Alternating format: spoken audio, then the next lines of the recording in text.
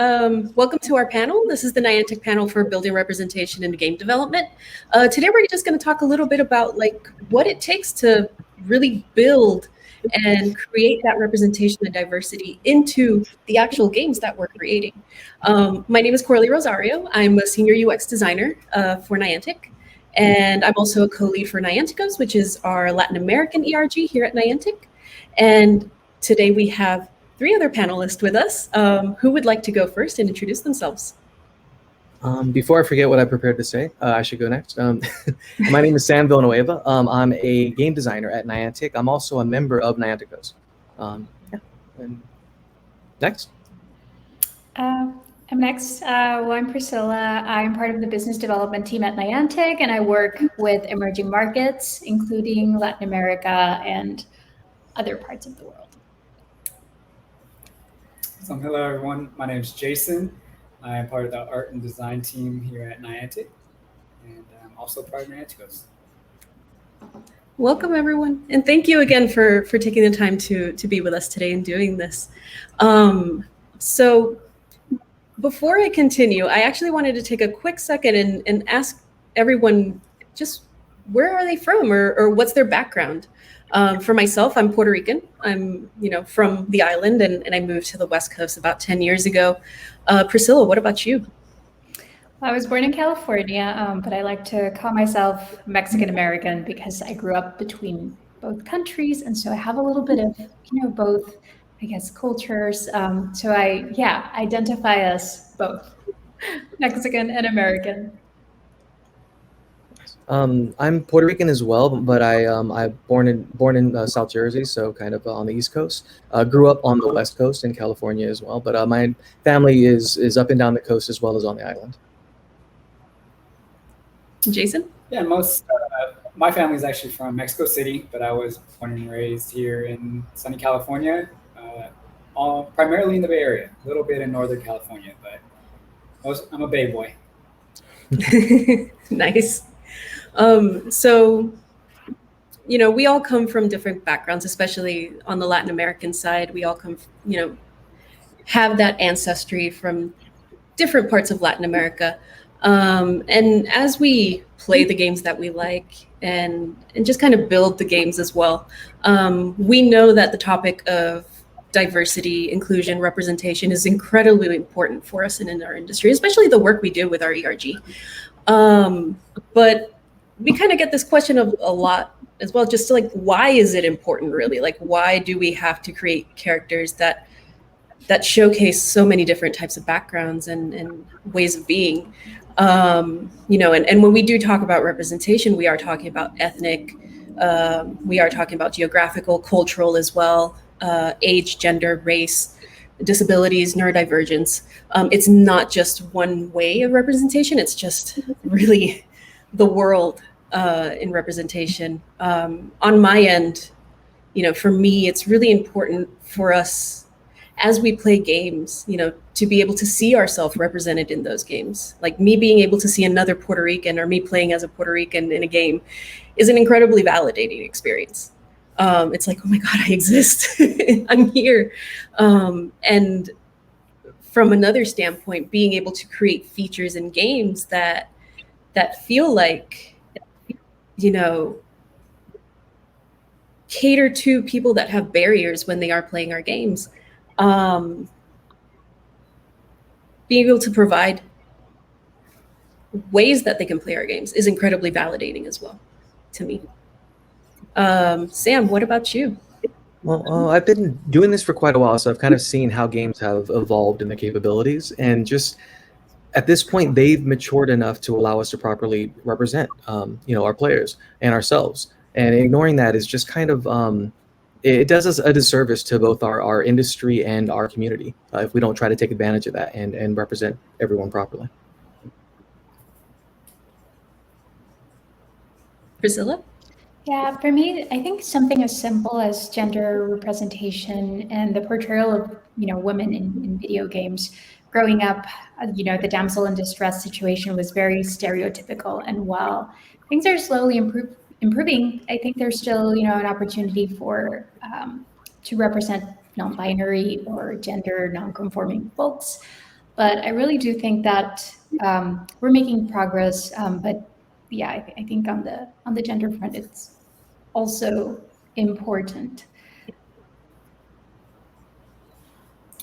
Yeah, How and about you, on my Jason? end, I think it's important just because we're in a day and age where games are all global now, and we need to have that global mindset and make sure everyone is represented in the games because we're all playing together now, and we have a global community rather than just a local community.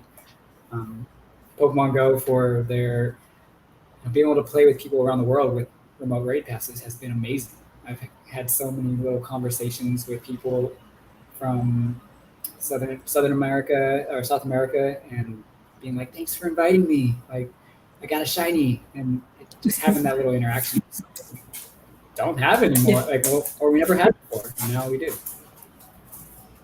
I think you make a really, what you're talking about is really important, especially our games aren't just local to one specific country or one specific demographic. Like so many people play games, period, not just our games, that, and we ship to so many countries, period, and again, games as a whole, that accounting for those other cultures is, and other people is incredibly important. Real quick, is there an example of a game that you can think of that like made you feel really represented, or just like you felt like, yes, that's it, they did it right? Yeah, absolutely. I mean, I know The Last of Us 2, kind of playing through that, they kind of set the bar on both accessibility and in some ways representation. Not quite for myself, although there was a Hispanic kind of a good bit of representation in the game from that direction, but they were able to create fully realized characters with different backgrounds, and it felt like they were coming from different backgrounds and had different perspectives, and it wasn't just bad guys versus good guys or anything like that. It was actually everything was there was just a good variety and mix right there. I thought it was really impressive what they were able to come up with.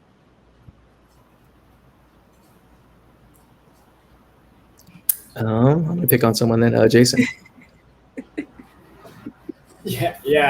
I think Disney as a whole, Disney, Pixar, Marvel, their whole, all their IPs, they're doing such a good job in representation. And if we're picking one that was like they did it right for me, it was when Coco came out. Like I can relate Yes. so. Yep. Love Coco. Yeah. Everything about them, really, I was just like, oh my, that's my grandmother. Like, when she used to yell at me like all the time, like, or it's like I think we all have that like that connection, and it was a great feeling because I could even show my daughter and be like, this is like, I mean, you're growing up different than I am, but this is how your dad. That's how I grew up with, and some of the things I want to show you. And I think Coco just hit it on the spot. And what's great what Disney's doing is it's not just Coco. Moana and Shang-Chi, and you're looking at all their IPs. Like they really have taken initiative to say, hey, we want to represent the world. And so I think that's amazing. They're doing a fantastic job. Go if you can answer. No, you bring up like a great point. Like Coco, especially for folks who aren't exposed as much to the culture, it's a great like introduction, and just like very, very colorful as well introduction into that culture. Priscilla, what about you? I think my example is a pretty silly one. I grew up playing The Sims as a kid and teenager, and I think they've come a long way in terms of adding a lot of options for physical uniqueness and just personal traits. I think back in the day you could you were born, you got married, and you had kids, and then you died, and now you have so many options to live your life as well as like I said, physical traits. I think there's still like an opportunity for them to include options to represent, I don't know, maybe disabilities or other sorts of things. But I think they've done a great job. I haven't played in a while. I wish I had the time, but yeah, I think they've done a great job in terms of representation. Yeah, they're it's pretty much one of like the most robust avatar systems out there too, right? Like, because you can pretty much like customize your character however you want. Very impressive. For me, one of those like oh my god moments was definitely like Spider-Man Miles Morales, and again on the representation side of like Puerto Rican culture, especially in New York, you know, going down the street where there was like all these food trucks and the salsa music, and even like the models that were dancing, like you saw it was like, oh my god, they're actually dancing salsa. And even in Miles's home and the way that everything was set up and the food in the kitchen, you know, the arroz con gandules was there, and I was just like, yes, they did it right, yes. You know, cultural representation in that game was like very, very strong. On the other side, like when we talk about mental health and neurodivergency, I think Hellblade: Senua's Sacrifice was actually a really great representation of that, and something that I don't think a game has done successfully or in a way that really truly like shows what it's like or could be like. I do enjoy like and did enjoy what they did there. So we've talked a little bit about, you know, the games that we really enjoy and why representation is so important for us. But as we work in video games, especially ourselves as developers, we know that building representation can be, you know, kind of difficult at times. And a lot of folks, you know, out there don't really understand why it can be difficult. So could we talk a little bit about that? And again, I'm talking about representation as a whole, not just Latin America. Who would kind of like to add their thoughts to this? Jeez. I know we all have thoughts on this because it's very difficult. It really depends on what stage you're in sometimes. If you've already gone through the pre-production process, or if you've been prototyping and then suddenly you have to just get into creating the game, a lot of times it's just very difficult once it's in full swing to go back and shoehorn in the proper functionality, the proper kind of foundation to be able to add in, as you create your features, add in actual real proper representation. It's like an order of magnitude more difficult if you don't build that in from the beginning. So proper planning, you know, at the beginning, of course, is the best way to go. But sometimes, due to just the way that game development works, that gets left out, unfortunately, for a bunch of reasons. None of them good reasons, actually, and it should be something that is planned from the beginning. But oftentimes, almost every time, it does get overlooked until it's almost too late. Yeah, I definitely agree with that, Sam. And I think one of the reasons sometimes it doesn't happen is maybe because most teams in gaming studios are not diverse enough to provide a full view of the world. And again, talking from my experience, I mean, something as simple as gender diversity, there's a huge gender imbalance in gaming studios. And so imagine if there are no women in teams, you know, where are even the Black women, the Latino women? There is room in gaming studios for a lot of different skills and backgrounds. And so, you know, these things need to have just be very diverse in order to get it right. Piggybacking on that a little bit, there's an example I can think of. There's a lot of health apps out there for, you know, and this is going away from games a little bit. There's a lot of health apps out there on, you know, for your mobile device. And very early on, a lot of these health apps didn't account for the other half of the population and things that we might track that may be different from just like my heart rate or how much I walked around or anything like that. And it was like a huge bummer, at least for me, you know, as a woman or woman, women identifying, where I couldn't track the things that I actually needed to. And maybe part of that is they didn't have women on those teams, or they were just too focused on one specific point of view versus making sure that they had like that other half of the population accounted for. Jason, go ahead. You were going to say something. Yeah, just to touch on all of that, I think a lot of it, at least prior and back in the day, a lot of it was just accessibility, and technology has helped. You know, nowadays we have Google to search things, ask questions, connect with people around the world, or people are able to connect with other companies or find out that, in terms of art and design, that's actually a job that you can do. We, that access wasn't there before. And so it really limited to developers or people that were just local. And that's all they had was just what was at their fingertips. And I'll touch on more about research later, but research for building diversity within games or even in art is such a huge part of, trying to make a diverse game. So I think a lot of it is just our technology has gotten a lot better. And so we're able to, reach out now and actually include everyone, which is amazing. Yeah, I mean, and typically on the research side of it, that time isn't built in. If you are going to put that time and effort into your work, you have to do it on off hours. You have to do it on your own because your actual work schedule, a lot of times that isn't a part of your deliverables or what you're looking to get, what people are expecting of you, and it should be. So that's why another reason why it is a little difficult. Yeah. Talking about research, on the UX side, we see a bit of this too, where as UX designers, we do a ton of research and we make sure that what we're building is for the right people that we want to build it for, or we understand who would use the game or play the game. And we bring in, we kind of advocate and represent like those players that would be playing our game and make sure that features are built in a way that they would really enjoy, both from cultural, player experience, demographics, and just accessibility side of things. But there are times where, the team or just the deadlines that we have are just too focused on building the feature and making sure that it works and that's it. And we kind of miss out a little bit on that, like, but why are we doing this? Who are we making this for? And that really happens with teams that have a poor UX foundation integrated into its process. It happens more frequently than people think it does, but we're trying to get better at it, especially on the UX side. And now in the game industry, there's way more UX designers than there ever was before, and we're making, I feel, way better products now because of it, and way better games.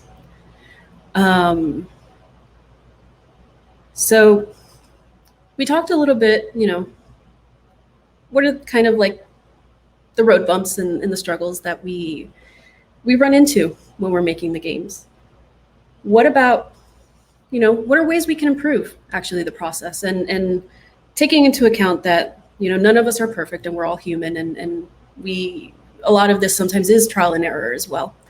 But there are learnings that we've had, or I feel that we've had while we've been building our games. What are ways we can improve on this? And I kind of want to start first with just talking about the game design side. Sam, you and I work pretty closely together, and and you're a game designer, I'm UX.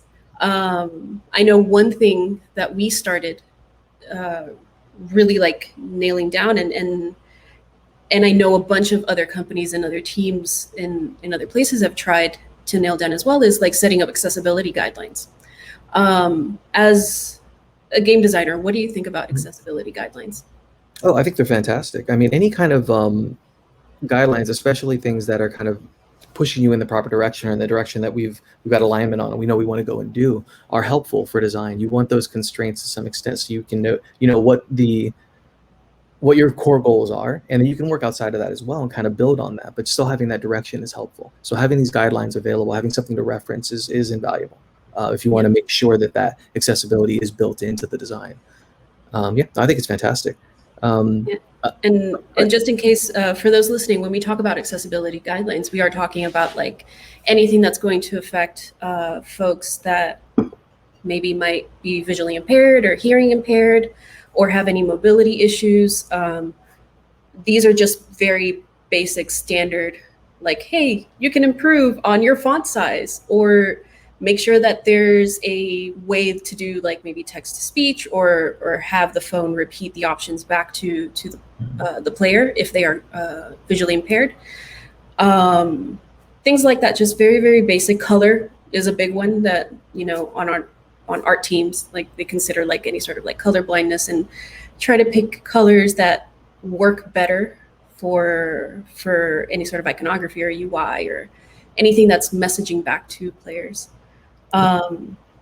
Yeah, like That's kind of accessibility. where, yeah, that's kind of where getting the next point of like designing features that accommodate modularity. If we have these guidelines, if we have these suggestions or ways or things that we want to have as goals, then we design the features to accommodate that. We design features that are modular enough, flexible enough to where we can take care of at a minimum what's in the accessibility guidelines, but also anything new that comes up in the future. So things like adjusting your font size, making that a player accessible option, didn't really occur to me 10 years ago as a thing I'd want to do as a player. But it's very important, actually. It's very helpful and allows a good group, chunk of our community to actually play and enjoy the games that we make. So having that kind of upfront design and kind of that thought of things thinking of it in a modular fashion and in an extendable fashion is one of the important things to do.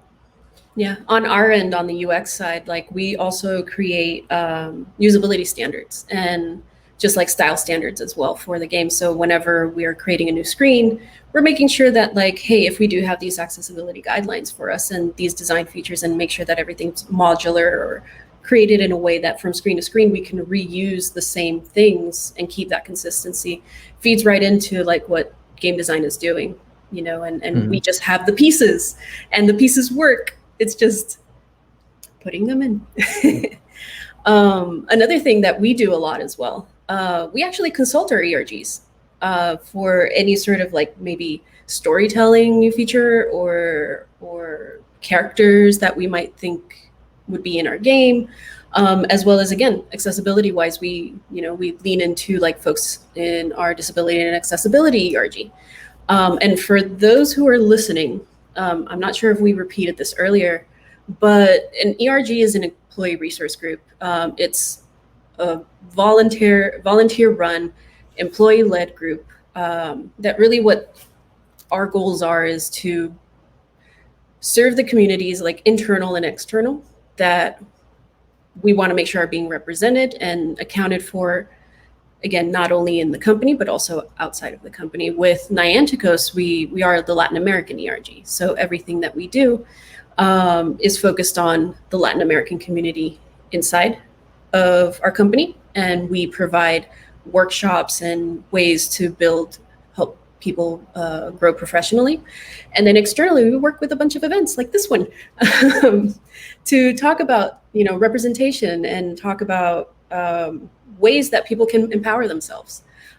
So if you have an ERG in your company, definitely reach out to them.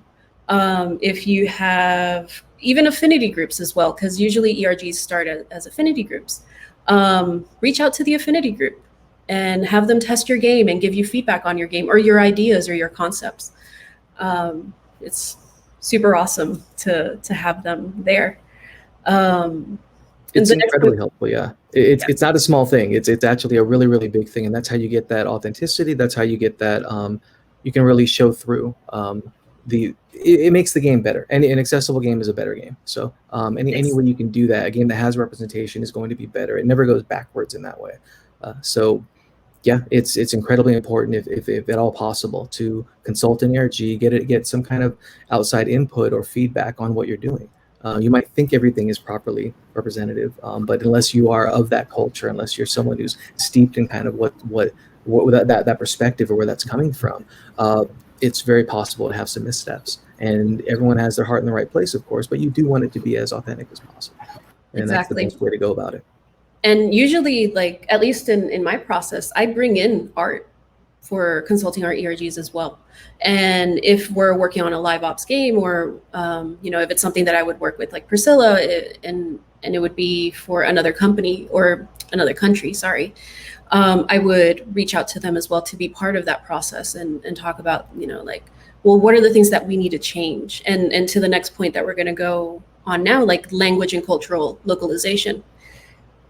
When we think about shipping a game, a lot of times we just kind of, because we're, in an English speaking country, we tend to just focus on like the English language and US culture and that's it. But the reality is, especially with global games, we ship to as many places as we can. And because of that, we have to account for how language is going to, especially written language, is going to affect the design of our game or vice versa. And accounting for that localization as well as cultural localization. Priscilla, I don't know if you feel comfortable talking to that a little bit. Yeah, absolutely. I think, well, first of all, anecdotally, as a kid growing up in Mexico, most of our games, and to this day, most games are localized and translated into um, Spain Spanish, so Castellano, not Latin American Spanish. Yeah, And that and was there's a something, difference. there's a huge difference. So I grew up, I would rather have these games or play these games in English because the Spanish from Spain is just completely different from Latin American. And I didn't really understand the language. I didn't speak this Spanish. And so it was very difficult for me to, to enjoy the game and to feel connected to the game in Spanish. So something as simple as that, Spain Spanish, Castellano, it's not the same as Latin American Spanish. And I think that's still something that happens to this day in, within just these two very different languages. I cannot imagine, in India, they speak, I don't know, 17 different languages. I cannot imagine what that is like for. And even localizing for all of them. Yeah. Absolutely. Even functionally, you've got, I mean, I remember in one project way back, we introduced just scrolling text, and it was necessary because certain languages, the text went from, a small number of characters to just huge lines. And there was no way to accommodate that. If you scaled the size of it down, it would be unreadable. So we had to find some other solution, and it's just, we'll get it to start scrolling kind of automatically as it's there so people can actually read what's going on. There's a lot of different functionality or kind of functional issues that come up when you start getting this localization in, and there's so it's a whole other part of development and a whole other group that handles that very, very well. And there's some really sharp groups that handle it in a way that just seems very fluid and very accommodating in the proper way. Yeah, and then on the cultural localization side, again, because we ship to so many different countries, there are maybe some objects in your game that don't make a whole lot of sense for that country. So switching those objects out and making sure that what you're displaying for that country is culturally appropriate, or even sometimes politically appropriate, because there are countries that don't allow certain imagery. All of that, we have to account for all of that in the representation of our games. That'd be an example of where Coralie and I would work close together, because I would always I'll lean towards, let's just do iconography. Let's make it an icon. Let's make it an image rather than text. And it's so much easier to localize or translate. But then that icon can mean different things in different places to different people. Even color. About that. Yeah. Even color. That's kind of my point. I was just going to try to say with icons, like art, we take on that a lot. So we kind of have like a saying, like, an image speaks 1,000 words, and we really try to ground that, and it can be very difficult as well as very frustrating. Sometimes, when we are trying to design something, we are designing within a box, but then, like many of you have said, like a word can all of a sudden go from 2 characters to like 10, and now that design works, right? And so many of the stuff we do is like, okay, well, can this idea be just consolidated down to pictures? Because to an image, an icon. That usually can jump languages and be able to just everyone can speak of. Sometimes it doesn't work, like you were saying, Sam, but most of the time it does. Well, when it does work, it's a host of benefits. You've got, this is something that's more global, it's more universal. You've got something that has a smaller memory footprint, so it's more performant in the game itself. You just have a lot of really good, easy, something you can use consistently throughout the entire project. So people are less lost when they have to kind of reset and relearn something over and over again. There's a bunch of pluses if you can do it correctly. It does take work and effort to do it right, and some skill. So yeah, I admire the people that can get that down and nail it really well. And then I want to cover our last point as well. Just making sure you're providing a variety of narratives and perspectives in your storytelling. I'm one that really believes, we don't have to lean into like the status quo or just like the default.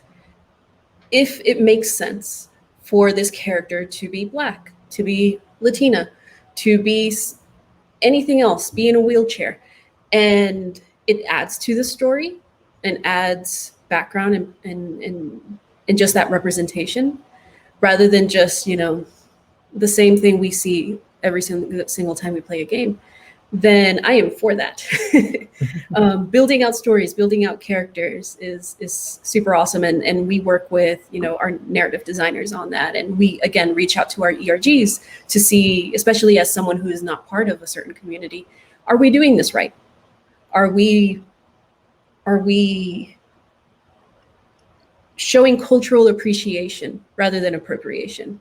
And are we showing this character the best way that we can? Especially when there isn't that perspective on the team. Sam, what do you think about this point? It's important for all the reasons you've listed out, and that's the majority of why this point is even on here. One thing I wanted to point out was this also reflects back on the actual development of the game as well. A lot of times when we're working with engineers and working with artists, animators, we can try to tell them how to do something, but it's always a bit better, I've found, if you just discuss the end result, what you're looking for kind of as a result, and let them use their expertise to figure that out, because it isn't just a skill-based thing, but it could be their perspective. They could be able to bring their heritage into that or anything else. They can have input if you make that a dialogue rather than a list of tasks for them to go and do. So it's a little outside of this, but it does mean that you end up with things that you didn't know about from the beginning, things you couldn't really kind of foresee, but it just makes the entire project more genuine. Those kind of things just add up after a while. You get the investment from the person that's doing the development, and then it just makes the game that much more, there's that much more heart poured into it, basically. And that shows through. And I can tell oftentimes playing other people's games, just kind of like when they were enjoying what they were doing, when they had a really good handle on it, were able to put their own kind of soul into what they were working on. And that's Exactly. always really special.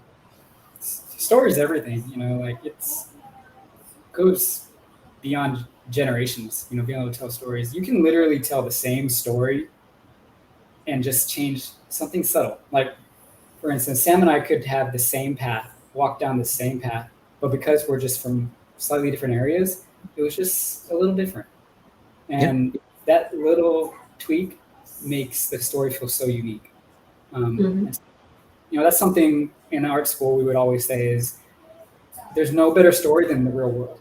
Go outside and observe.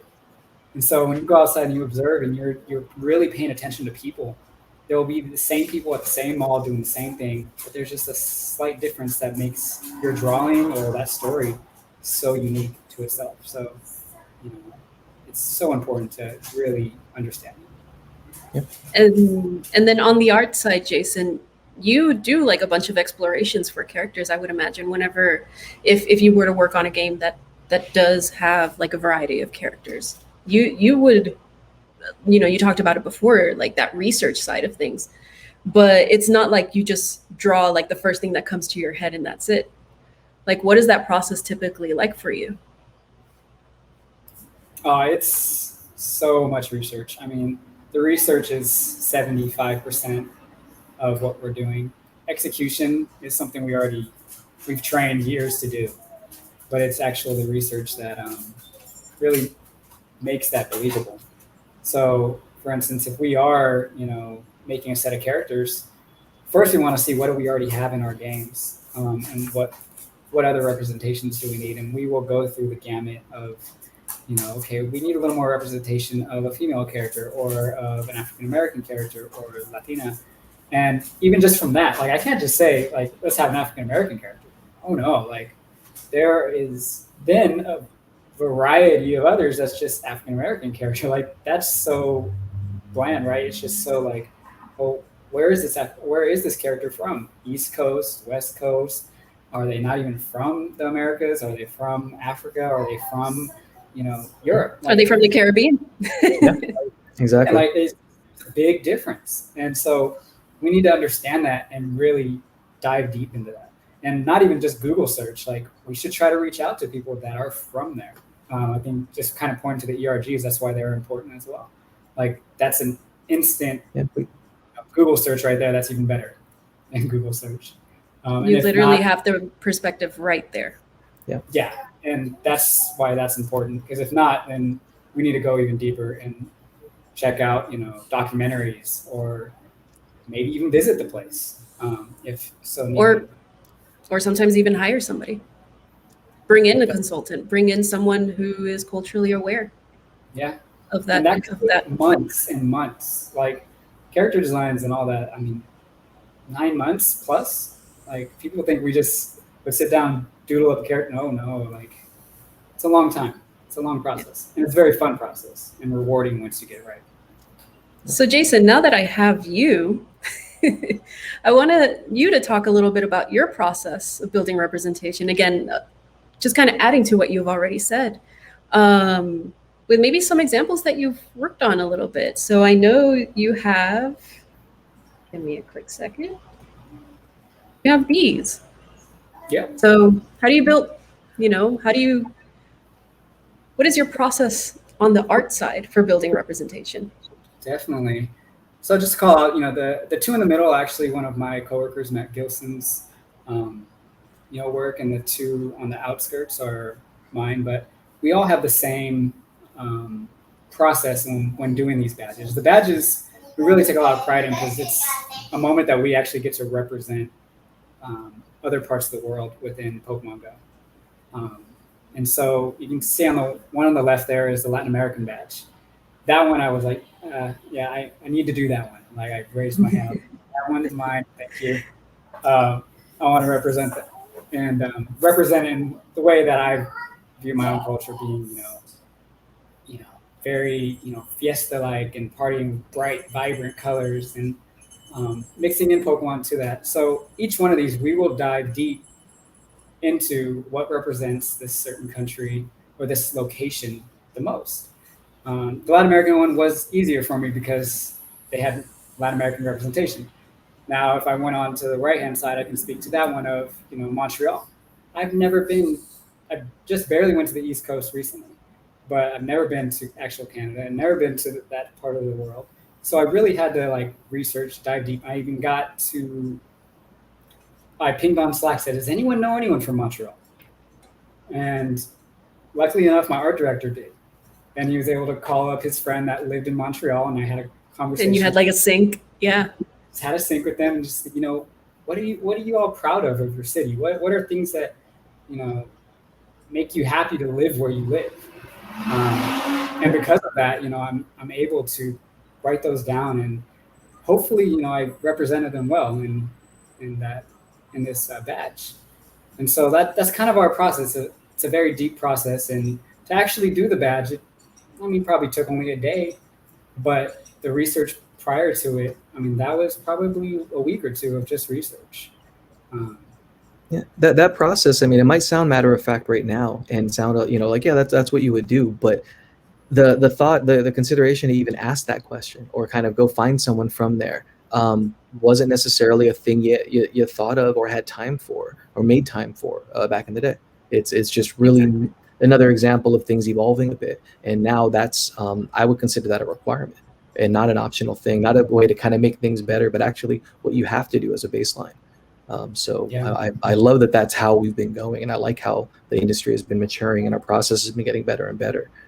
But sometimes people will overlook that fact of it just wasn't even a thing before. This was not something that you had as part of what you did to get this task done. Before, just make something, whatever, take your best guess what you think this might be, and then we'll run with that. And that's just not enough, especially now. And it's funny, you don't truly realize that as an early on designer. Probably younger me probably would have been like, oh, I'll do that in a day, because the execution part I can do, right? But you don't really grasp the amount of research you should be doing prior. And that takes a bit of seasoning and a bit of understanding of why it's important. But once you do, you can then say, I need X amount of time on this to your PMs and stuff. And you can just say, I actually need about 2 weeks. They'd be like, well, why? You can knock this out. Well, there's a lot of important stuff here that I need to research first. And they'll understand. So to your point, research. Definitely. I can't. If you haven't thought I had to make that slide, that's so important. Okay. I think I've already touched on it a lot already, but here's one more time to just say, do your research, please. I mean, that's important across the board. Like that's normally an important thing anyway. Just if you're doing game development, play games, or at least explore games, explore different ways of play. But then in this kind of lens or in this kind of version of it, it makes it even more important if you want to properly represent either a culture or anything else. Then you just have to have a good handle on it, a good understanding of it. And whether that's inherent because it's part of how you grew up, or it's something you've put the time and effort and legwork into learning about, it needs to be done. It's also like humbling yourself, right? It's admitting no matter how many times I've done this, no matter how experienced I think I am in my particular field, I still don't know enough, and I should never feel like I did. So humble yourself and let yourself open up to other people's opinions, and it'll bring you so far. I wanted. Oh, sorry. Go ahead, Sam. No, it was actually a goofy little story, but on that note of humbling yourself and realizing you don't know everything about it, even our own ethnicity. Like when I went to a Puerto Rican Day festival in Jersey, and I'm just walking by, and there's a black guy and a white guy going off on each other in Spanish, and I'm just like, what is going on? Like what is happening? And so it's because I just had so many assumptions that I was making from a distance, and then when you go and actually interact with someone, you realize that no, nothing I thought of before was actually accurate. And it's just trying to kind of shed that and leaving yourself open to kind of learn new things about things you might have assumed you were an expert on or assumed you really had a good handle on. It just helps to be able to do that. In UX, we have a saying, check your biases. Keep them in check. Jason, before I move on to Priscilla, I actually wanted to ask you, are there, like off the top of your head, are there any resources out there that folks can maybe lean on, especially like when they're creating more diverse characters, like any sort of brushes or any sort of websites or just things that aren't just like, here's the typical Adobe brush and that's it. Go for it. Just to speak, so I use Pinterest really heavily, just as a way to formulate my thoughts. I would use boards, and I just recently started using Figma as an interactive board that I can then share with others. And that's the big part, is being able to share with others. It's not your own personal one, right? Like that's what I kind of want to hit on here. It's something that you can share with others, because I can build my thoughts within a digital format and a mood board, but I need to be able to share with others so that they can take their notes. So if I am, making something, a Puerto Rican bash specifically, well, let me go and do my research, build this, my Pinterest board, my Figma board, and then I can send it to Coralie or send it to Sam and say, hey, can I get y'all feedback on this? You guys can then give me your feedback through that. It's collaborative. It's very collaborative. And so that's a big part in the tools that I would say people don't use quite enough, and shit.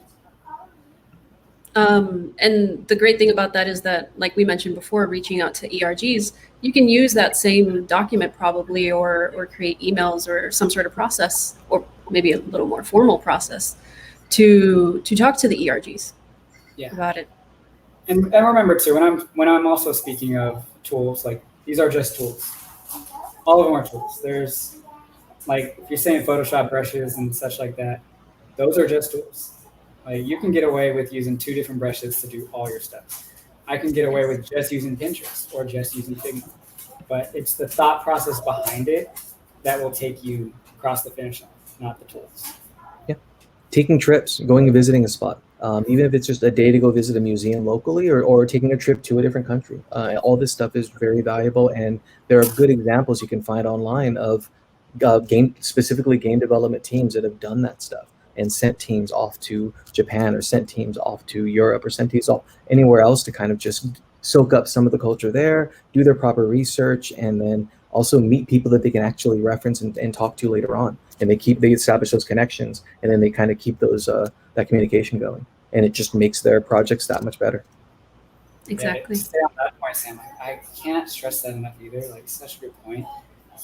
We all think, oh, let me just watch a documentary and I'll know it all, right? Like, I'll feel like I've been there. Like, I just recently went to the East Coast for the first time in my life. I thought I knew what the East Coast was about. I get there and I'm like, wow. Like, I feel like a fish in the desert. Like, I could not have felt way like out of my place. Like, if I was just sitting here at home relaxing, I wouldn't get that feeling. But now that I've been there, I experienced, a day in the life of, I'm like, I can portray it and or see it in my mind now. If I want to sketch something, I can feel maybe the struggle or maybe the happiness or, the feeling I got when I went to go get my first pizza, they're like, I can now understand. So Yeah. no way to represent or reenact that than being there. Yeah. If you try to Google Maps like Central Park, that's not getting the feeling of being at Central Park and the other people that are there and the areas around it and walking in and getting lost kind of inside of the park itself and stuff, which you don't do if you're a local, you know your way around. But if you're visiting, it's a really magical place for that kind of stuff in particular. But to anyone else, if you try to talk to them about it, it's a park in the middle of the city. We've seen those before. So yeah, actually going and experiencing that, it's really a big deal. So speaking of communities and speaking of physical locations, I want to start handing it off to Priscilla. So Priscilla, can you talk to us a little bit about just how we include our communities into the game development, the development of our games, sort of like that live ops side and maybe a little bit more? Yeah, sure. So I guess I need to talk about Niantic's mission for a second.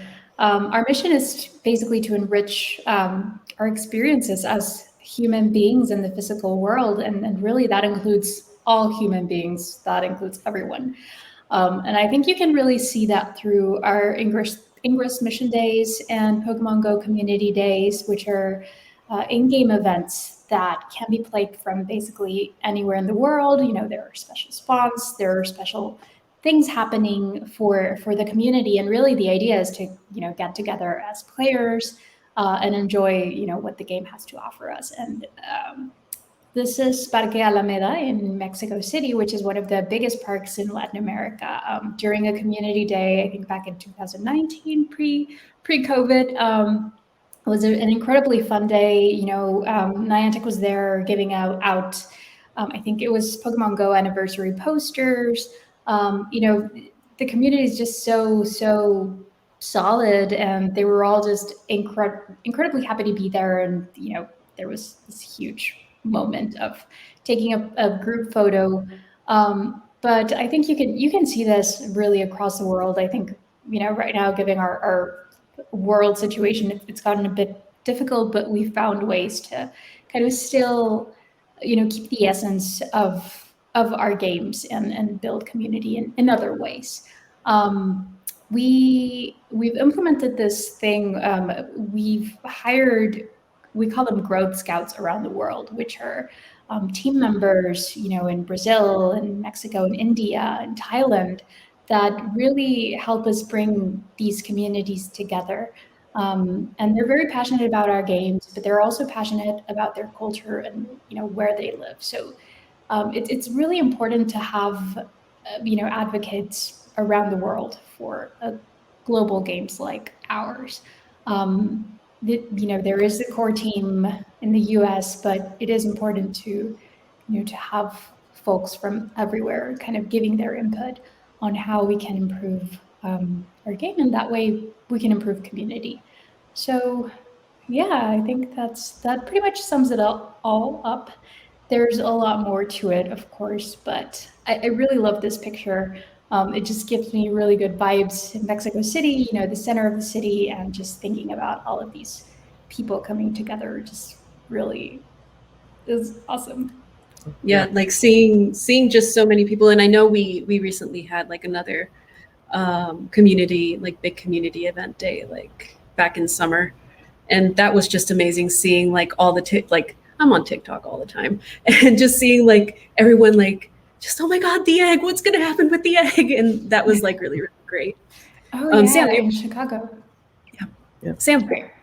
Oh, I was going to just say, I mean, I was fortunate enough to attend a big event like this in a different country, and you want to celebrate the things that are different about that, but also you can celebrate the things that are the same or that are kind of like that are universal. And having people come up and in another language, but with little signs, either in English or in some way to kind of convey it, they want to be friends, or they ask if you have a certain character, then you want to trade or do anything else, or have a kind of good social interaction, and being unafraid to do that, being able to kind of having fan created templates so that people can create those things for themselves and then come out and find people of other or just from other places and get. It was just a really, really kind of, I want to say humbling, but it was more of like a very, very, it made you feel good. It was really nice and really fun, and we got so many friends out of that, people we still communicate through a game here and there with, and doing like raids across the globe and things like that, like just different interactions that are built in. I think that's important. I think that's important, and it's rare, and so it's something that we should try to replicate as much as possible. But the only way we can do that and get that global feeling is if we can make games, make titles that actually are accessible globally. I think one important thing, just kind of like a topic that I'm seeing from the conversations we've had, it's, representation and diversity isn't just about the validating feeling of seeing myself in this game or in this product, but it's also in part like creating communication and creating bridges between those different cultures and different ways of being, period. And with Niantic, like I do feel that that's something that we provide, and Sam, you just spoke to it right now as well. What I love about these events is that when you have these local events and you actually go to someplace else and you see the locals, and we just had to meet you out there. There's a certain pride that people have in like their local play and how they play the game, but they're so welcoming. Like, welcome to my local area. Like, this is our route here, and like, this is where we kind of all gather up, and we usually take this as the most optimal route here, or this way. And they're so willing to show you like, their area and how, and it's fun.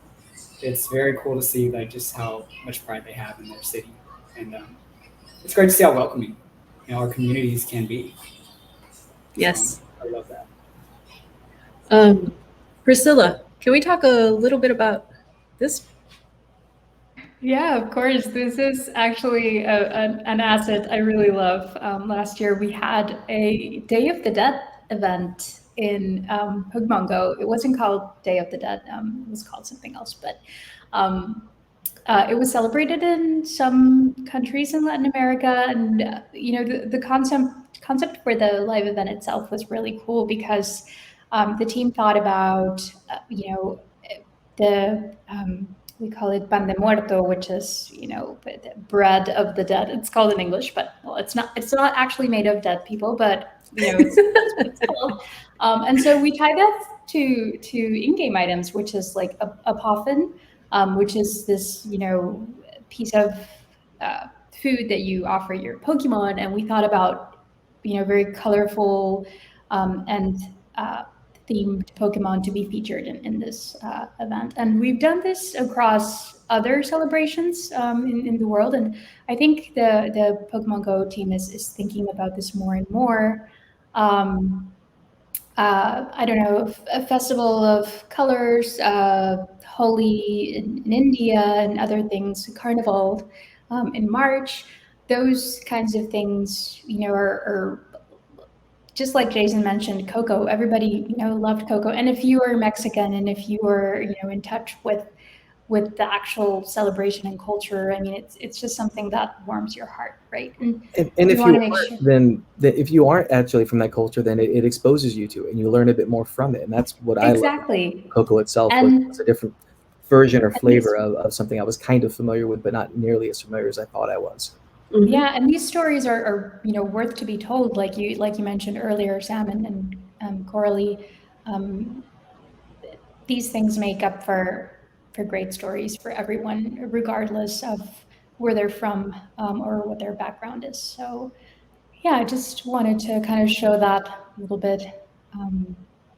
The Flores de Cempasúchil, you can see the background there, and so it's just really cool to tie a global IP to something, as specific as a Latin American celebration.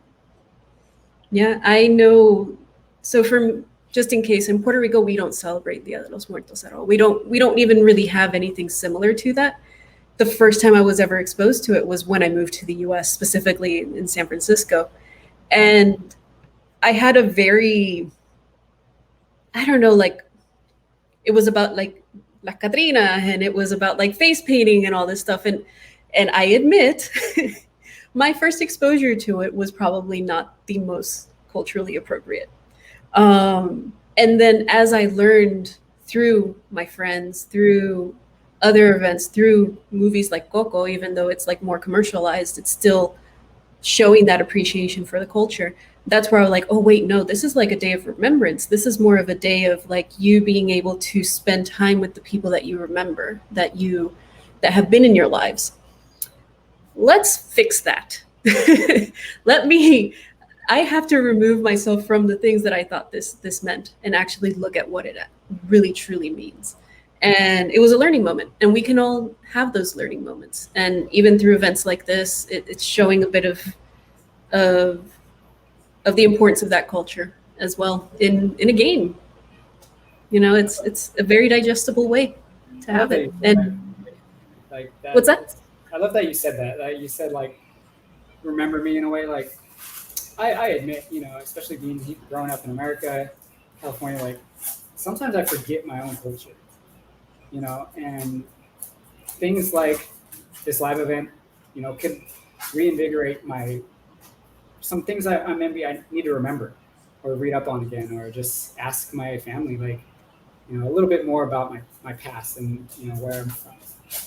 Even things like Coco reminded me, like, that is why my grandmother had those little shrines in her room with all the candles. And, like, I remember sleeping next to those and being like, why do you have so many candles, Grandma? Like, and they're great reminders. So I think it's beautiful you said that. Like, remember it. And it's a good reminder for all of us. Yes, indeed. So we are at time, but I wanted to thank everyone again for really being a part of this panel and just talking a little bit about our process. Again, we're human. We're still learning a lot of this as we go along. And I know many other companies and teams and folks out there creating games are learning through trial and error and process ways that they can make just representation as a whole better in games. I hope everyone has a great rest of their day, and we will see you out there. Absolutely. Have fun, everyone. Bye, everyone. Bye. Later, everyone.